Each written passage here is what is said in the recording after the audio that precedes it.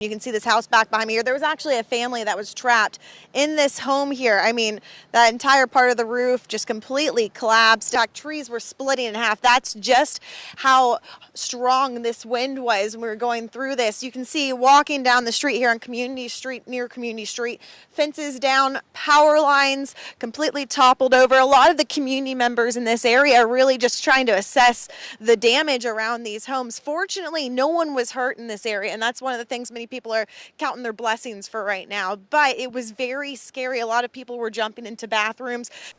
That's right. It's going to be a long night for not just the community members, but law enforcement who are patrolling the streets and trying to make sure these areas are safe, because we got a lot of power lines down in this area and a lot of debris. I mean, look at this, guys. Look how large this is. This has been traveling a mile, more than a mile. The wind just picked it up. The power lines kind of tangled in there, so definitely not a safe area to be hanging out with. But we were talking a little bit about people helping people out, and I have Darren here who was here during the storm, and right after the storm he went out and helped another woman right down the street. Darren, can you tell me a little bit about what happened down the street? Well, sure. Basically, I ran out the house because I figured, okay, somebody's probably hurt or something's going on around the neighborhood. So I'm just running down the neighborhood. I have no shirt on at the time. I have like nothing on. I have my phone in my pocket and a knife. I run down the street. I go around center that way, and there's a woman and she can't get out her front door. There's a pole in the front door. So basically, I am sitting there, and I'm not a strong man. I'm sitting there trying to lift like a 400-pound pole out of a woman's house.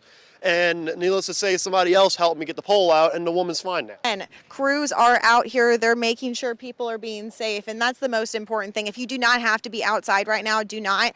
All these poles that are down the wires, it is not safe for people to be walking around. Wait till the morning. Wait till crews are there, because really right now your safety is the most important thing. 10 people rescued that we know of so far, and we keep on hearing more and more stories. And that's one of the things that I want to reiterate. It's like we keep hearing this over and over.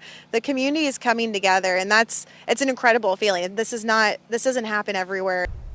Well, here in Arabi, we've seen all different types of damage, from down power lines to homes destroyed. But even though there's been destruction, many people here are counting their blessings, especially the family who was trapped inside this home after the tornado hit. And I spoke to the man who came to the rescue.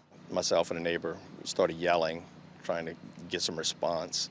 And we were able to crawl through the front and through the door, and they were coming out of the closet. They were safe, thank God. And you said it was very quiet when you first went in, so a little bit scary too. It was scary because they didn't respond. They weren't, we knew. I saw them just before the tornado passed out on the porch, and I yelled, "Get inside," because I'd come from the back of the house and seen it coming, and they went inside, and then we went across, and there were 5 people. There were, it's a double. There were 2 people, an elderly lady and her son.